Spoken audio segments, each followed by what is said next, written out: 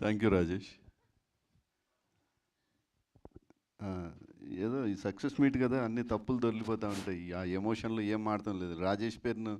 రాకేష్ పేరుని రాజేష్ చేశాను. అంటే ఆనందంలో జరిగే ఇది ఒక రకంగా చెప్పాలంటే కొంచెం ఎమోషనల్గానే ఉన్నాయి. ఈ సినిమా వచ్చినప్పటి నుంచి, చూస్తున్నప్పటి నుంచి. ఒకటి, ఒక వ్యక్తిని ఇంతమంది ఇంత ఇదిగా ప్రేమిస్తారా అనేది ఎప్పటికీ నాకు ఒక క్వశ్చన్ మార్కే. ఒక ప్రెస్ మీట్లోనేమో నాగేంద్ర గారు మీ అందరి తరఫున వచ్చి, పాత్రికేయ మిత్రులు అందరి తరఫున నేను మాట్లాడుతున్నానని, ఒక ప్రెస్ వ్యక్తి అంత ఇదిగా గొప్పగా మాట్లాడడం నేను ఎక్కడ చూడలే. స్టేజ్ ఎక్కి నాగేంద్ర గారు డే 1 ఇది చాలా అద్భుతంగా తీసిన సినిమా ఇది అని ఆయన గొప్పగా మాట్లాడారు. ఒక 500-600 సినిమాలకి కెమెరామెన్గా పనిచేసిన అంజీ గారు, డైరెక్టర్గా ఉన్న అంజీ గారు ప్లస్ నవీన్ గారు, వీళ్ళంతా టీం అంతా కూడా అందరూ ఓన్ చేసుకున్నారు. ఎందుకు చేసుకున్నారో తెలియదు. ప్లస్ ఇతనితో చాలా ప్రమాదం ఏంటంటే, పరిచయం ఒక లైఫ్ టైంకి మీకు ఒక గమ్ములాగా ఉంటుంది. It's not only for Sujatha, everyone will travel. మీరు అందరూ ఆయనతో జీవితాంతం ట్రావెల్ చేస్తారు. మీరు అనుకుంటున్నారేమో ఈ ఒక్క కేసీఆర్, ఈ కేశవ చంద్ర రమావతి సినిమా మాత్రం మీరు ట్రావెల్ చేస్తున్నారు అనుకుంటున్నారు. కాదు, ఇంతటితో ఆగదు. మళ్ళీ ఈ సినిమా తర్వాత ఇంకో సినిమా మీరందరూ ఇట్లానే ట్రావెల్ చేస్తారు. నాకు తెలిసి వంశీశేఖర్ అంటే ఇండస్ట్రీలోనే పెద్ద పిఆర్ వాళ్ళు చేసేది.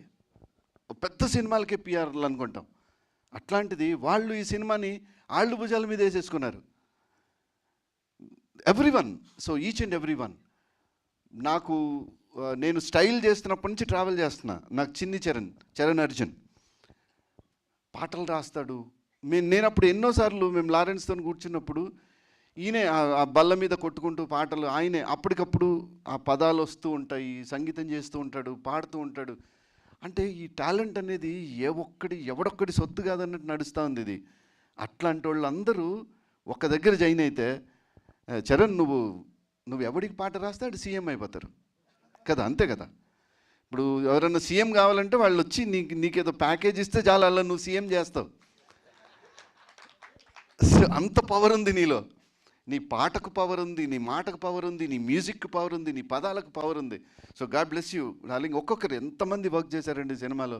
ఆ వర్క్ చేసిన వాళ్ళందరూ ఒక్కొక్కసారి ఈ ఒక్క సినిమానే నువ్వు పిక్చర్గా వేసి దీంట్లోనే బెస్ట్ యాక్టర్ గోస్ టు అని 2 నామినేషన్స్ ఇవ్వచ్చు. Best character actor goes to, ఇంకో సినిమా అక్కర్లేదు ఈ సినిమాకు పోటీ. అన్ని బెస్ట్లు ఏవైతే ఉంటాయో అన్ని బెస్ట్లు ఒక్క దగ్గరికి వచ్చిన సినిమా సార్ ఇది. రాకేష్, మధు అన్నాడు, మధు బహుశా నిన్ను గురువుగా చూసింటాడు కాబట్టి శిష్యుడి గురించి తక్కువ చెప్పండొచ్చు అంటే అనుకొని ఉంటాయి. అంటే మా దీక్షిత్ మాస్టర్లా కనపడుతూ ఉంటాడు ఆ బొట్టు పెట్టుకుని బయటకు వచ్చి. సో బట్ నీలో ఉన్న కసి నేను చూసా.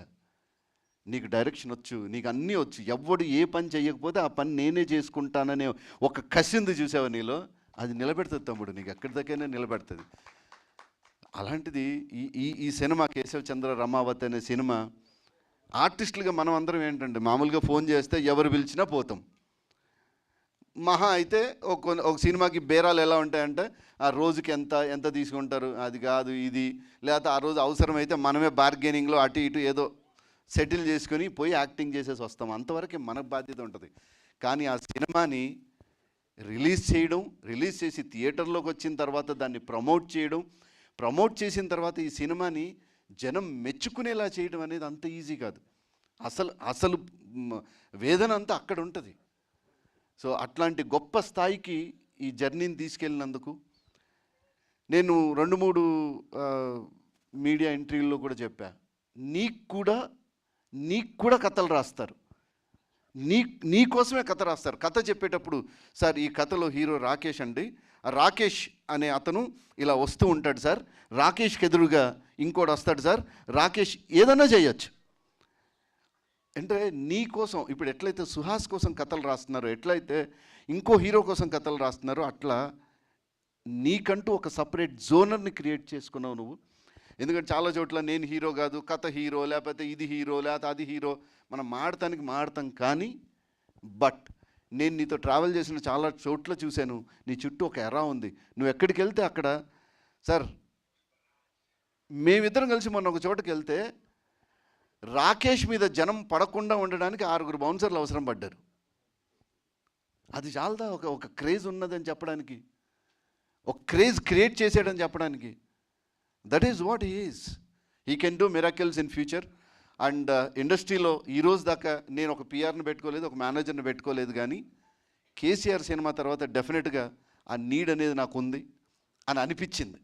ఎందుకంటే నేను దాదాపు 60 సినిమాలు చేసిన, ఎందుకు చేశానో నాకు తెలీదు, తప్పదు, వస్తే చెయ్యాలి. ఇప్పుడు నేను మహర్షి సినిమాలో కూడా ఉన్నా. మహేష్ బాబు గారికి నేను బావ, పూజా హెగ్డేకి అన్నని. మళ్ళీ మీరే అడుగుతారు ఎక్కడున్నావు? మీలాగా నేను అలాగే ఉండే. నేను దాదాపు అసలు ఆ సినిమా రిలీజ్ టైంకి ఒక 500 మందిని థియేటర్ తీసుకెళ్ళి రెడీగా ఉండండి, ఇప్పుడు వస్తాను, చూసి ఇప్పుడే వస్తా, ఇప్పుడే చూడన్నా. ఈ పక్కనున్నోడు చెప్పాడు, వచ్చి ఆల్రెడీ వెళ్ళిపోయావు జరగన్నాడు. సో పోల్డన్నీ జరుగుతాయి. This all happens in life. Potugadu నువ్వు సినిమా చేశా, 4 హీరోయిన్లు ఉంటారు, ఒక హీరోయిన్కి నేనే మొగుడిని.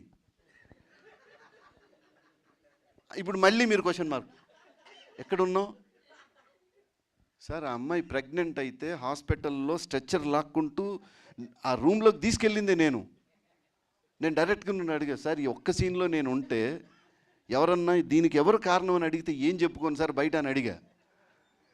మీరేంది నవీనన్నా, నువ్వు భలే ఉన్నావు, నాకేం సంబంధం? సో అలా కాకుండా ఒక క్యారెక్టర్లో, ఒక ఫాదర్ క్యారెక్టర్లో ఆల్మోస్ట్ అంజీ గారు ఇంతకుముందు అన్నారు 25 minutes of the episode Rakesh 25 minutes తర్వాత వచ్చాడు సినిమాలో. పెద్దగా అయ్యేదాకా మేమే ట్రావెల్ చేసాం. అంటే ఎంత పటిష్టంగా దాన్ని బిల్డ్ చేస్తే, ఆ క్యారెక్టర్ని డిజైన్ చేస్తే, దాంట్లో మేము నటించకపోతే ఇంకెందుకండి? ఇలాంటి క్యారెక్టర్ దొరకడం నిజంగా నా అదృష్టం.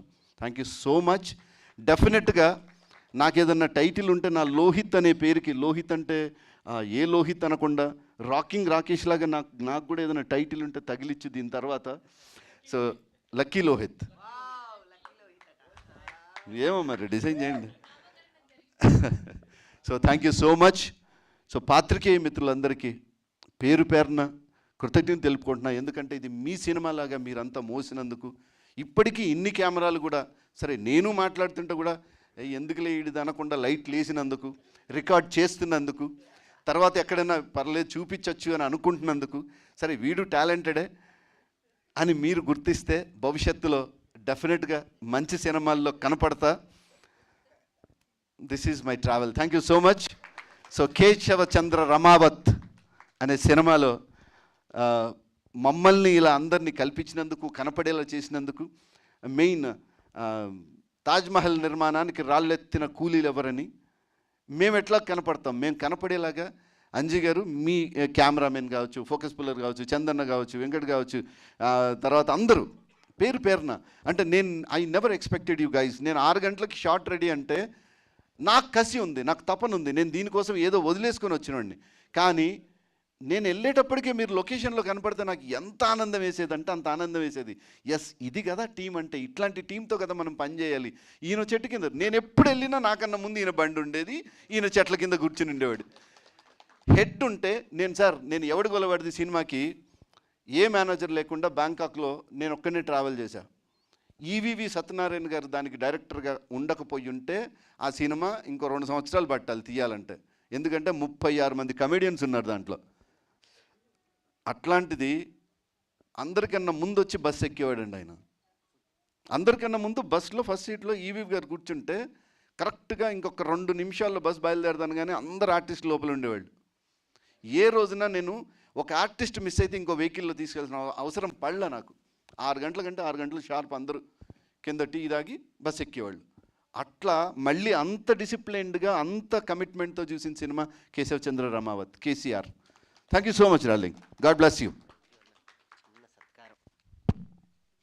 Thank you. త్వరలో అందరి గోలతో పాటు ఇంకో గోల కూడా రెడీ చేయబోతున్నారు అన్నయ్య. బ్రేకింగ్ న్యూస్ చెప్పకూడదు అది. సో ఆల్ ది బెస్ట్ అన్న. మీరు అనుకుంది త్వరలో ఒక పెద్ద ప్రాజెక్ట్ అవ్వాలి. అందులో కూడా నేను చెప్పకూడదు ఇప్పుడే అది ఏంటనేది. అది పెద్దవాళ్ళ సమక్షంలో గొప్ప వేదికలో డిసైడ్ అవుతుంది. So thank